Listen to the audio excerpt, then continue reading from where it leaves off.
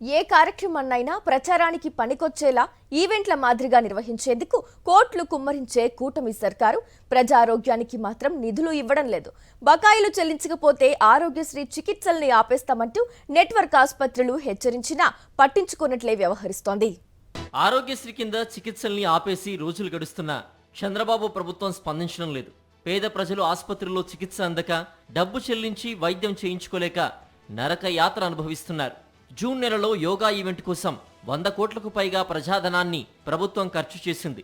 Vision document విడుదలకు సరే GST 2.0 వేడుకలకు 65 కోట్లు వెచ్చించింది.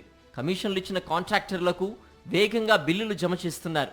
ప్రభుత్వ పెద్దల ఆడంబరాలు, హంగులు, ప్రచారాల కోసం నిధులు దుర్వినియోగం గురించి చెప్పక్కర్లేదు.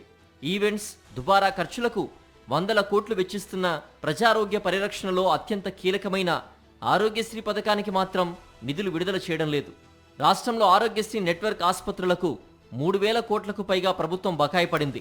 ఈ బిల్లుల కోసం ఆసుపత్రుల యజమానులు సమ్మెలోకి వెళ్లి నెల రోజులు దాటింది. దీంతో పేదలు, ముఖ్యంగా కిడ్నీ, గుండె, మెదడు సంబంధిత జబ్బులు, క్యాన్సర్ బాధితుల పరిస్థితి దయనీయంగా మారింది. చంద్రబాబు సర్కారు వచ్చిన నాటి నుంచి నెట్వర్క్ ఆసుపత్రులకు బిల్లుల చెల్లింపుల వ్యవస్థ పూర్తిగా గాడి తప్పింది. వాస్తవానికి ఆసుపత్రుల నుంచి బిల్ అప్లోడ్ చేసిన 40 రోజుల్లో ప్రాసెస్ చేసి నిధులు చెల్లించాలి. అయితే 13 నెలలుగా ఈ ప్రభుత్వం క్లెయిమ్లను కనీసం ప్రాసెస్ చేయకుండా నిలిపివేసింది. 2,500 కోట్ల మేర విలువైన 10 లక్షలకు పైగా క్లెయిమ్లు ట్రస్ట్ స్థాయిలోనే ప్రాసెస్ కాకుండా ఆగిపోయాయి. మరో 670 కోట్లకు పైగా మూలుగుతున్నాయి.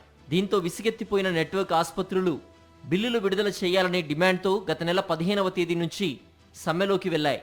ఈ నెల 10 నుంచి సేవలు పూర్తిగా నిలిపివేసి సమ్మెను మరింత ఉధృతం చేశాయి. ప్రభుత్వానికి సమ్మె నోటీస్ ఇచ్చిన సమయంలోనే సిఎఫ్ఎంఎస్లోని బిల్లు విడుదల చేయాలని, లేదంటే సేవలు నిలిపివేస్తామని హెచ్చరించాయి.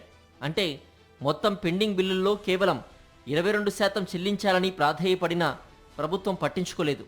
ఆసుపత్రుల నుంచి రోజురోజుకు ఒత్తిడి పెరుగుతూ ఉండడంతో సేవలు నిలిచిపోతే ప్రజలు ఇబ్బందులు పడతారని చెప్పాలని, వైద్యశాఖ ఉన్నతాధికారులు తమ సమస్యలు నేరుగా వినిపించాలని ఆసుపత్రుల నిర్వాహకులు వెళ్లినా ఆర్థిక శాఖల అపాయింట్మెంట్ కూడా దొరకలేదని తెలిసింది.